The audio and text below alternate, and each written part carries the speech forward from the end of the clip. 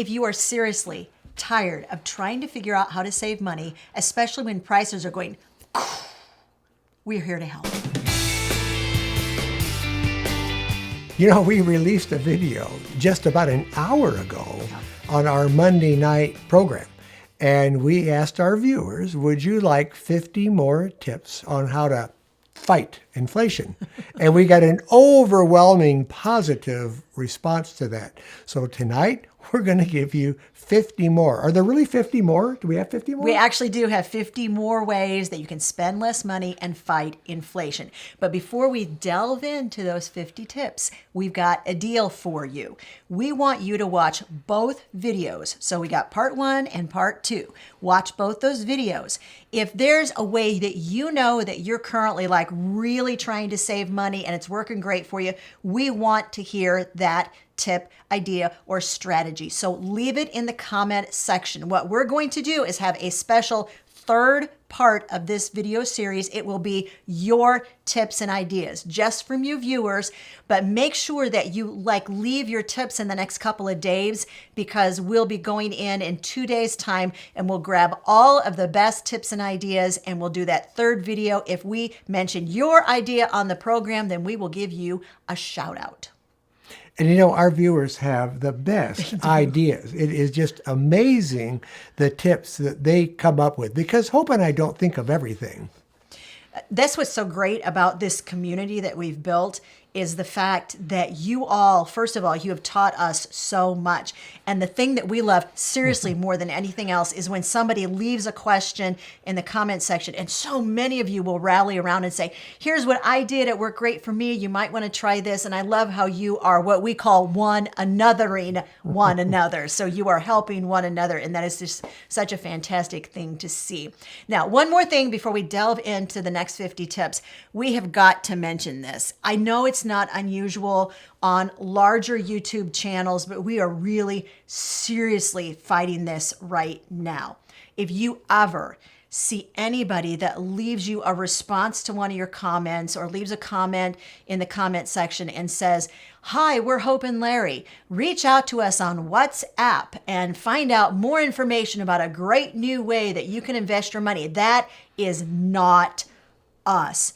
We try to be super diligent about watching for these shysters and getting them off as soon as we possibly can. But just know, you're going to know whether it's from us. If it doesn't sound like us, not generally the voice, the ideas that we express, or we're asking you to contact us on WhatsApp, that is absolutely not us. So just be aware of that. And frankly, we're never going to solicit you in a comment. Now, occasionally we might do a sponsored video where we're doing a product review or we're looking at a product. It'll be real obvious in the video when we're doing a product review, but we do not solicit from you. We just don't. We're here to give you ideas. We're not here to take from you. All right, tip number 1. Having said that, 50 more ways you can spend less money and fight inflation. Well, the very first one on tonight's list is lower the temperature setting on your hot water heater. Most of us have our hot water heater set way too high. And if you can keep that adjusted down to where it's just warm enough for you to wash dishes and take a shower, that's probably about the right temperature you ought to have it set at. Just for comparison's sake, the general factory setting of hot water heaters is 140 degrees. You can easily lower that to 120 degrees. And when you do that, you actually do statistically save between 6 and 10%. Yeah. If you live alone, try shutting your hot water heater off entirely until you need it. All you need to do is turn it on about 2 hours ahead of taking a shower or washing dishes for it to warm up enough to do that.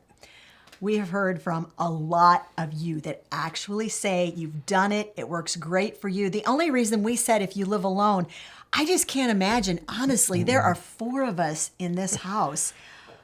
I just think how would you, if you would have to say everybody's going to take their shower at 8 o'clock on a Tuesday night or something like that. I just think the logistics of that would be really, really difficult to manage if you're trying to do that with a family. Having said that, though, I would love to know in the comments section, those of you who do it, do you have a family and still successfully shut your hot water heater off unless you are doing something that absolutely requires hot water, like taking a shower? And just to kind of dovetail off of this, this is a tip we don't have written down on our little paper here, but it relates to hot water.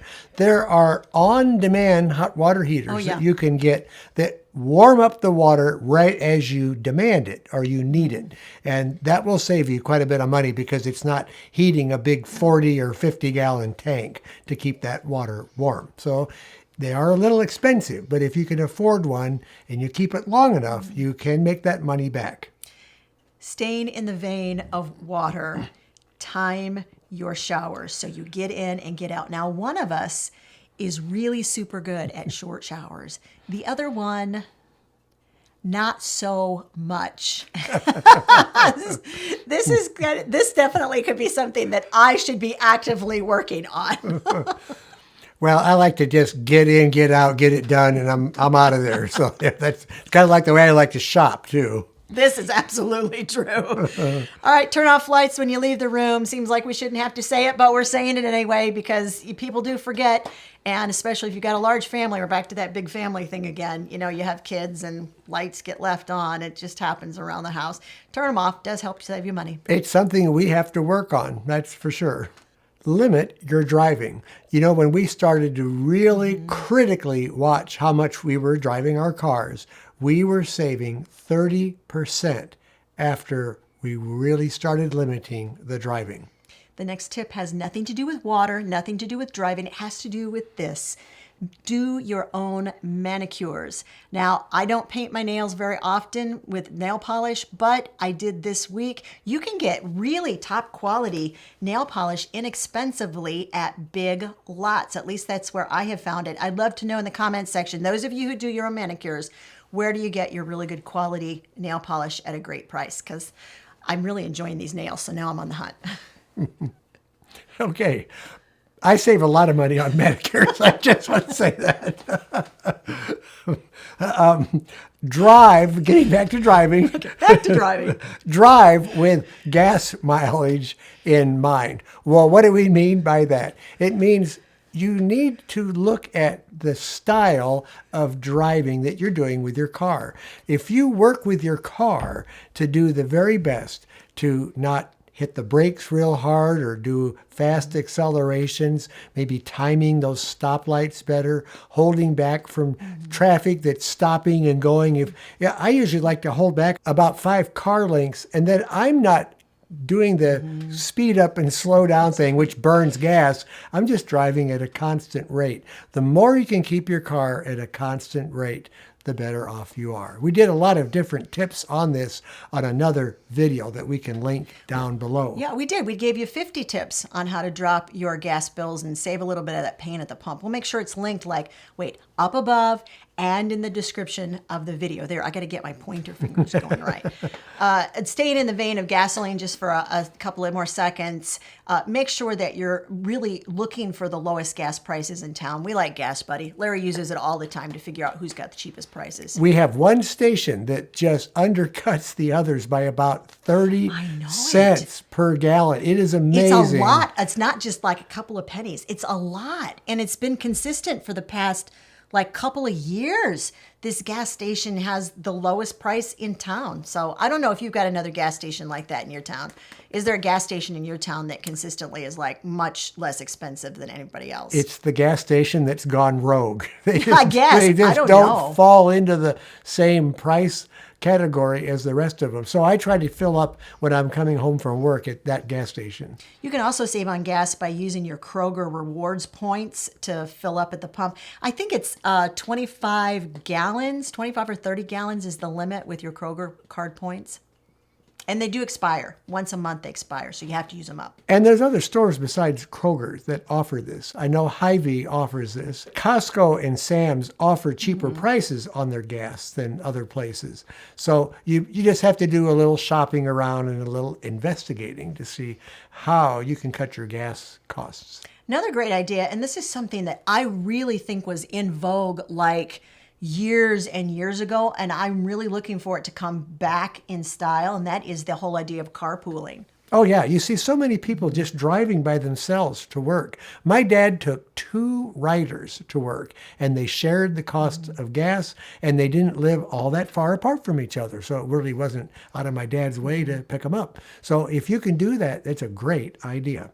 I think somewhere, okay, this is some of these things I'm remembering, like way in the back of my mind. I think I remember reading an article about some companies who are now offering like incentives to employees who carpool together, or maybe they're having like a carpooling, like thing that people can sign up that live close to one another. Maybe I'm imagining it. I don't think I am though. So tell me if you've heard or read about something like that, or your company offers something like that. I think it's a great idea for companies to encourage employees to be able to do this and help them to save some money. Another good way to save money on gas, since we're on the topic, is take public transportation. When gas got up to about $4 a gallon in I think it was 2011 or 2012, somewhere in there, it got up around $4 a gallon.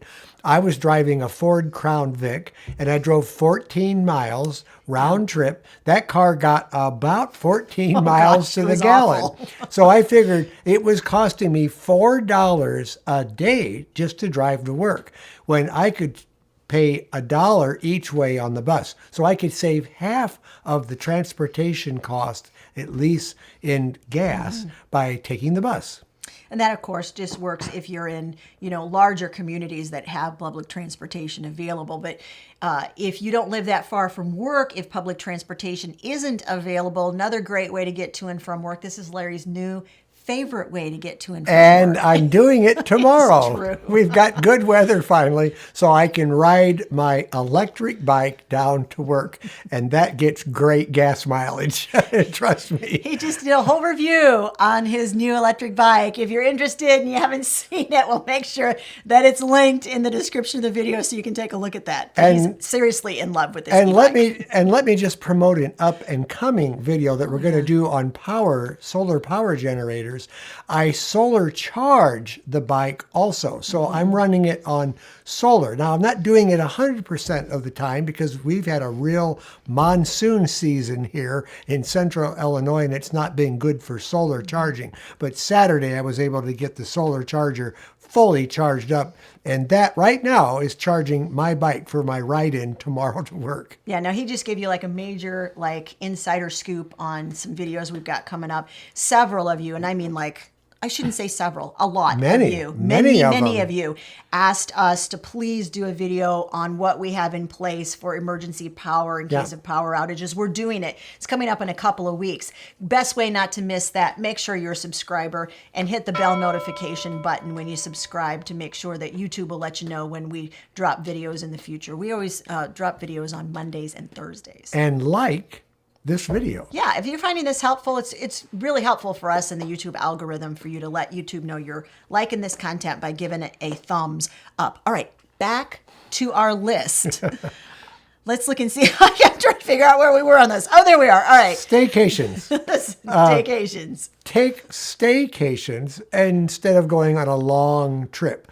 Well, now we've done this many, many years in a row. In fact, I've taken 2 weeks off to do a lot of work around the house, and then we'll do maybe 1 or 2 days where we do a day trip. We might go to a state park within 60 miles or a special historic district. We've got some wonderful places in Illinois that are just within a day's drive, and you can find those places if you do a search online. Just search for things to do in my area for free, and you'll find them. Yeah, absolutely. We've done it that way for years. We have found some amazing festivals and events and all kinds of things that we've taken the kids to for free for years and years. You'd be amazed at what you can find to do in your own neck of the woods. Yeah.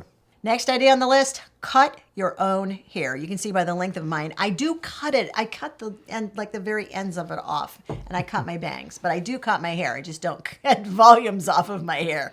Cut your own hair. And she cuts our boys' hairs too. At least the younger too. She cuts their hair. You know, when they stop getting their mom cuts, when they get their first job, 16, 17 years old outside of the home, they usually just ditch the mom cuts, and they are very happy to have Larry's barber cut their hair. It's absolutely true. Yeah.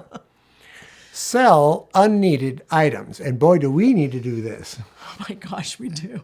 But let's face it, guys. We all have stuff in our home that is just taking up space. It's not adding joy to your life because for the first thing, I mean, usually you've totally forgotten you own it in the first place, right? Or you're tripping over it. Yes. So list that stuff, man, and get it sold and do something constructive with the money.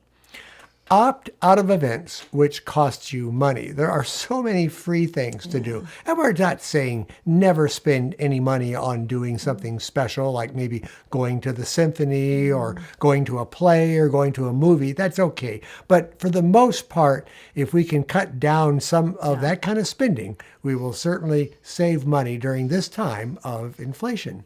Now, pick what you can do, pick what you can't do, and stick to your guns. That's our best advice. But we're also going to follow that up with some other advice, which is that this whole idea of frugality, when we start saying, opt out of things that cost you money, people immediately say, well, you're saying that this is deprivation. No, we absolutely aren't. We have said no to a lot of stuff so that we can say yes to stuff that is really meaningful to us. We have said yes to stuff through the years, but we have picked when, where, and how we're going to spend that money. And we've done it joyfully because we knew that we'd planned to spend it.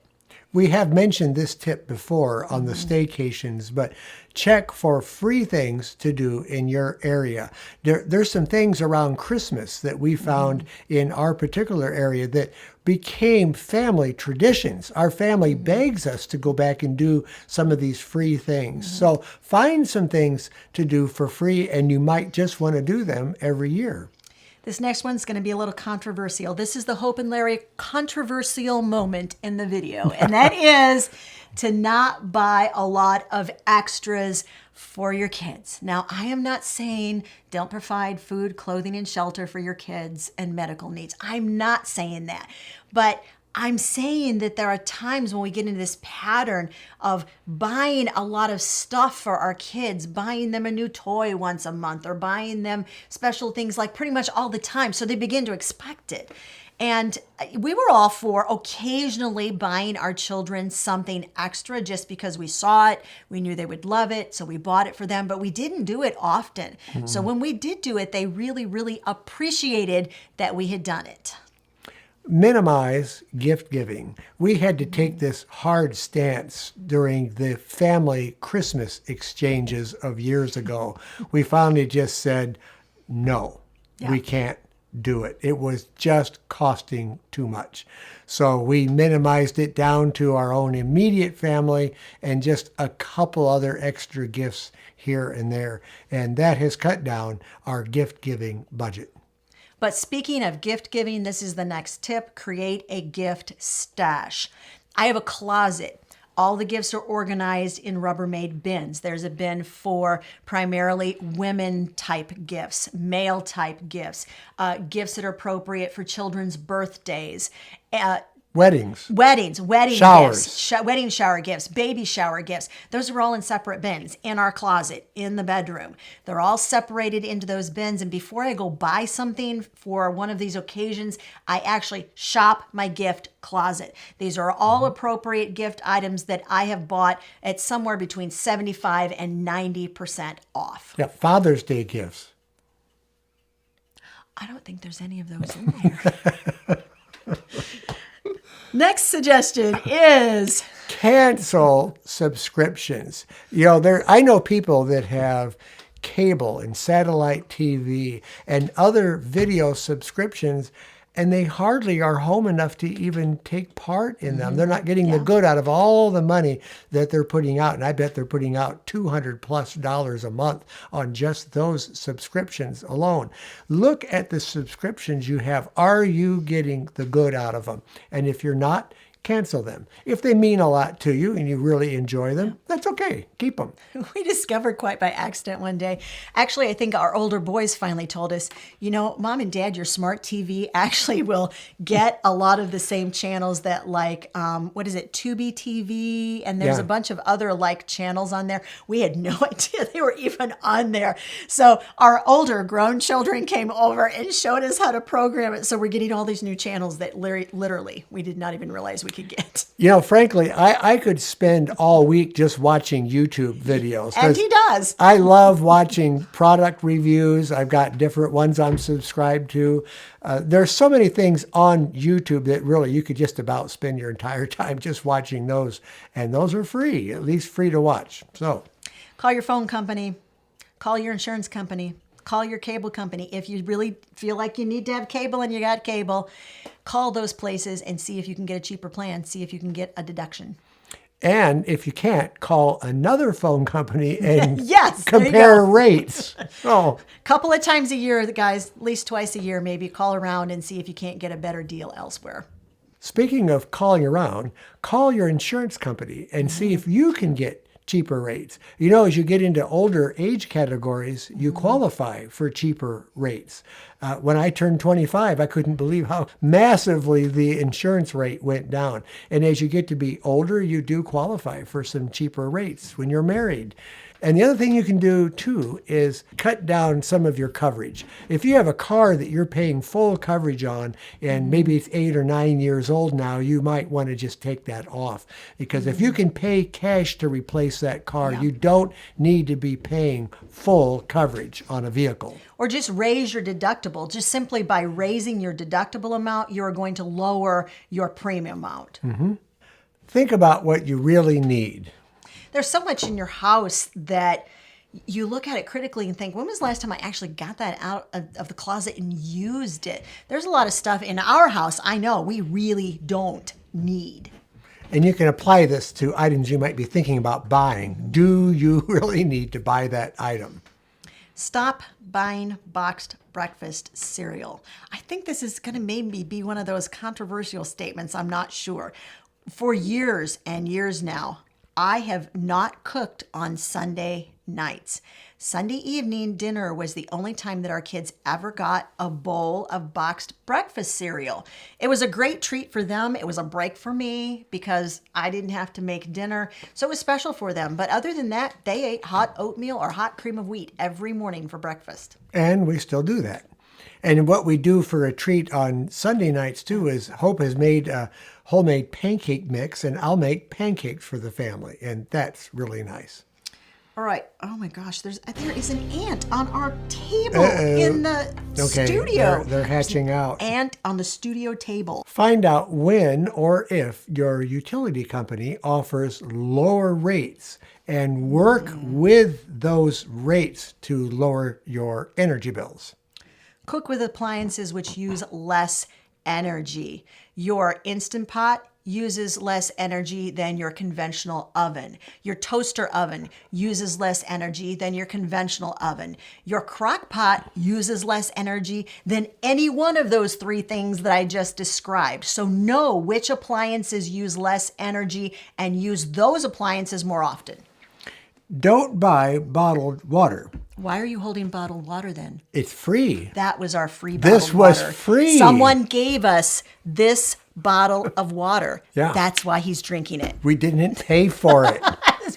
That was our free bottled water. That's why it's here in the studio. But normally we don't buy bottled water. So while we tell you not to buy bottled water, we're not saying that it's not a good idea to have some in a backup reserve. We do have a couple cases of water that we keep just in case there's a storm or a power outage or something where we might need some water. So I guess we're saying bottled water for emergency purposes. Yeah. Speaking of emergency purposes, remember we got that video coming up in a couple of weeks when we're going to run you through all the gamut of things that we have in our home for backup energy in case there is a power outage. Wear clothing multiple days before washing. Now, as the weather gets warmer, that might not be an easy thing to do, but through the winter time, we do this. We'll wear clothing maybe an extra day and then throw it in the wash. You're not washing as often. You're saving on energy and on water when you're doing that. Do major grocery shopping one time a month. Statistically, you actually spend less money on average the fewer times you are in the grocery store during the month.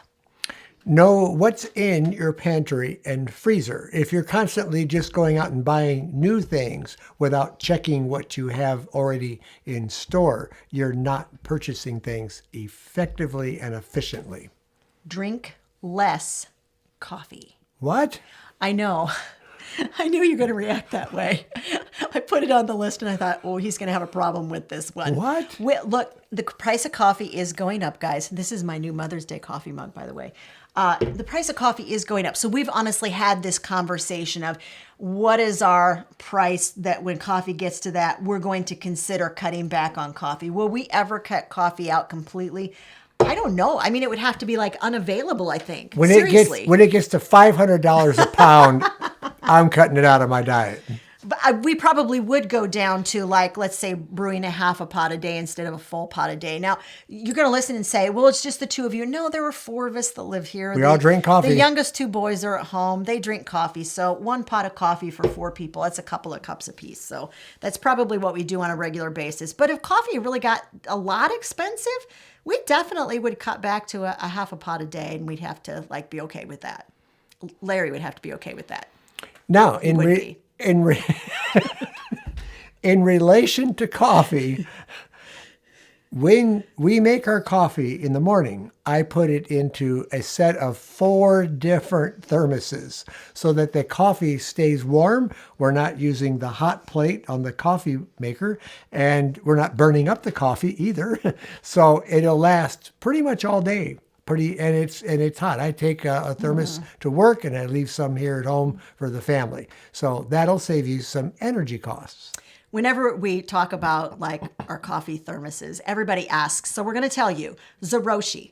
That is the name of our very, very favorite coffee thermos. They make them larger ones. They also make ones that are like, like the 16-ounce size that you can take with you. And like a water bottle, only it's a thermos, coffee bottle. It's showing up right here. There it is. So Zeroshi, we're going to leave a link to it in the description of the video in case you want to go grab one. We may or may not have found them on sale at Christmas time, and we may or may not have bought a couple of extra for us that really they were not gifts. I think that was our gift to one another, the gift of a new Zeroshi coffee thermos. It spells love. It just does. Okay. Next idea is...